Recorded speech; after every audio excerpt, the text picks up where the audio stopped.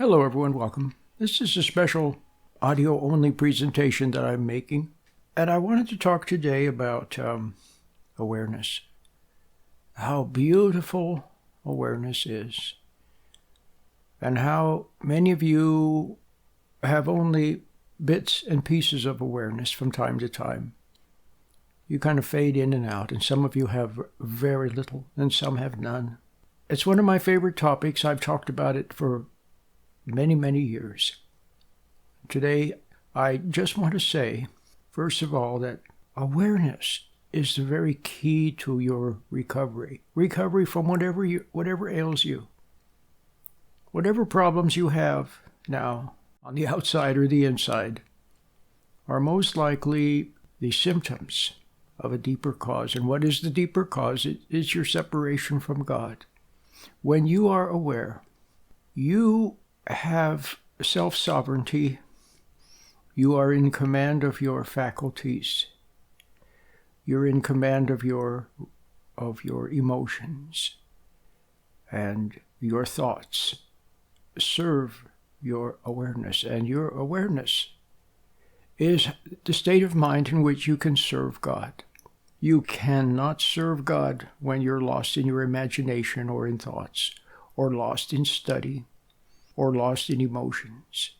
There, you are at best operating at an animal emotional level, but more than that, you are subject to outside influences. To serve God, you must be subject to Him. And to be subject to God, you must be aware. That is the state in which you can serve God. Now, I'm going to give you a very simple example. Please listen carefully. And the example that I will give should make it very clear.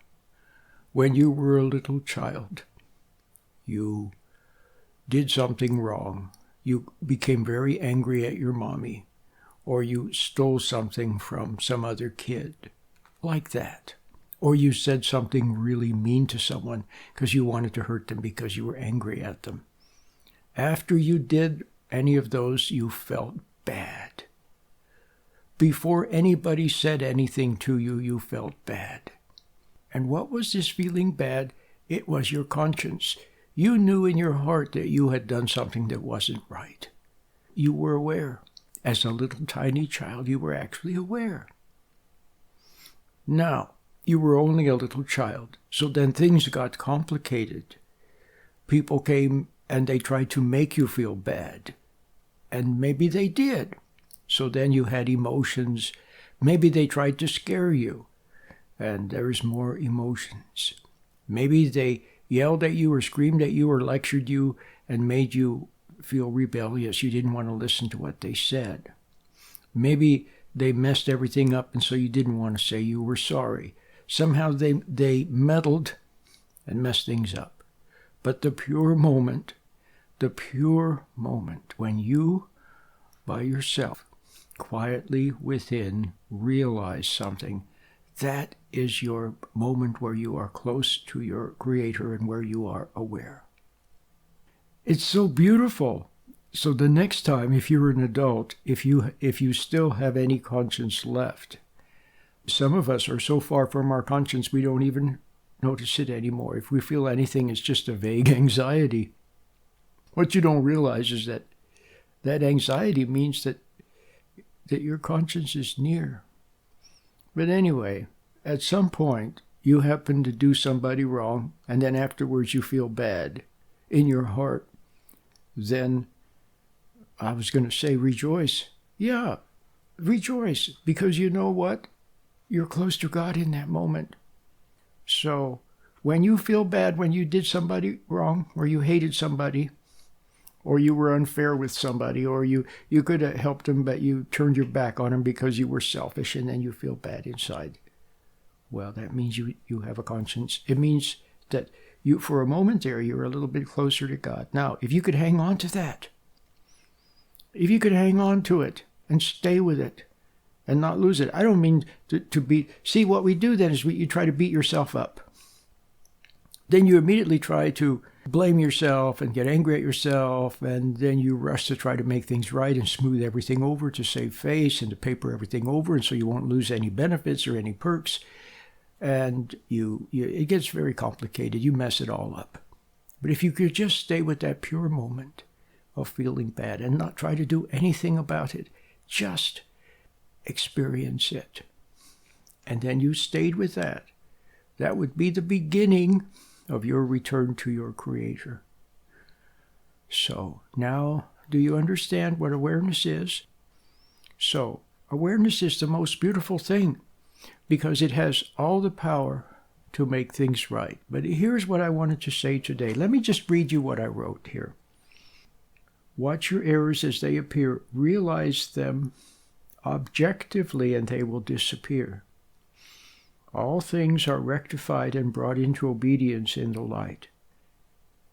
Even evil must obey God and obey God's command and God's will. See, if you become aware and you see something, you see an error, for example, you realize the error in the light.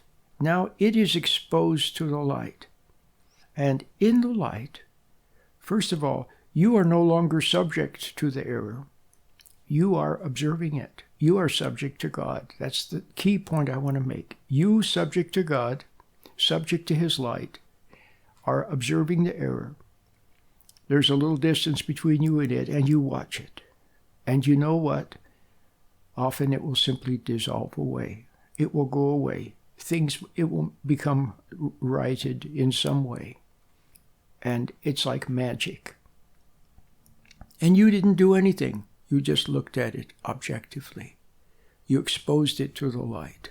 And yes, even evil things, and yes, there is such a thing as evil. You can't taste it, touch it, or smell it, but it exists.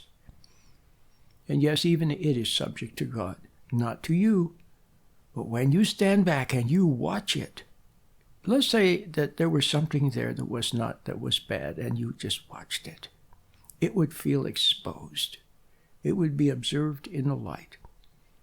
So that's what you must learn how to do, is to watch everything, all your issues, your problems, your ailments, your relationship problems, your compulsive thoughts, your emotional reactions, your everything. You must become aware and expose them to the light. Observe them in the light. You will be subject to God and not to them. And that also includes your thoughts. When you're lost in thought, lost in daydreams, lost in imagination, you're not subject to God. But when you stand back and you observe thought as thought, you're no longer subject to thought.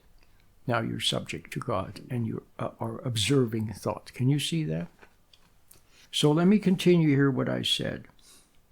When we want to be aware and watch objectively, things will come forth that were hidden or suppressed or which were hiding. The error has to be seen. The soul is the conduit for the light. When we are unaware or do not see, and we do not bring the power of the light to bear on things, then we're subject to them. So we must see our errors, which includes awareness, and observe them objectively. It is then brought into alignment. Whatever is wrong then, or the error, is then brought into alignment with the light. When we see rightly, we can no longer continue in error, as we see the error as error, and our soul is made aright. Objectivity includes seeing error as error, and then doing what is right. If you are truly objective to your problem, you are subject only to God. The body must be brought into alignment also, and so we meditate to make the body subject to the light. So do you understand now? When you meditate, you stand back from thought, you're in the inner light, and you become aware of your hands, and thereby you extend the light to your hands, and your hand responds to your noticing it. Your fingers, for example, when you notice, let's say your index finger, when you notice it in a meditative state, it tingles a little bit. It responds. It responds to your noticing it, and it responds to the light which is in you. And thereby, you're extending the light to your body, and your body learns to also be subject to the light. See, right now, your body is wholly or partially subject to the outside. You have precious little control over your emotions, don't you? If somebody says something or does something, then anger rises, or fear, or rage, or something or other, and you have very little control over it. All you can do is suppress it and brush it under the carpet, or hide it, or run away. But what are you going to do? Or express it and then make things worse? Wouldn't it be nice if your emotions were subject to God? Wouldn't that be nice? Well, that can become a fact in your life if you can practice a little meditation, morning, noon, and evening for a few minutes. And you want God in your life. See, that's the thing. You want to be aware. You want Him in your life. You're willing to admit you're wrong. You're willing to look at things and see things in His light. And when you do, you realize that the soul is the observer. That's your proper role. And let God take care of things. Let Him operate on things in the light. Let Him make bad things dissolve away. And He will. All you have to do is practice a little meditation and yearn to know the purpose for your existence and be willing to admit you're wrong. And then, yes, you'll see little things that you did wrong, but then you'll also see beautiful shining truths. Beautiful shining truths, more beautiful than you could imagine. All the things that you heard in church that you used to love, now you will see them for yourself. It'll be refreshing, and everything will be bright and sweet and wonderful in God's inner light. Your whole world will change for the better. All you need to do is yearn for the light and practice a little meditation, and wonderful in God's inner light. Your whole world will change for the better. All you need to do is yearn for the light and practice a little meditation.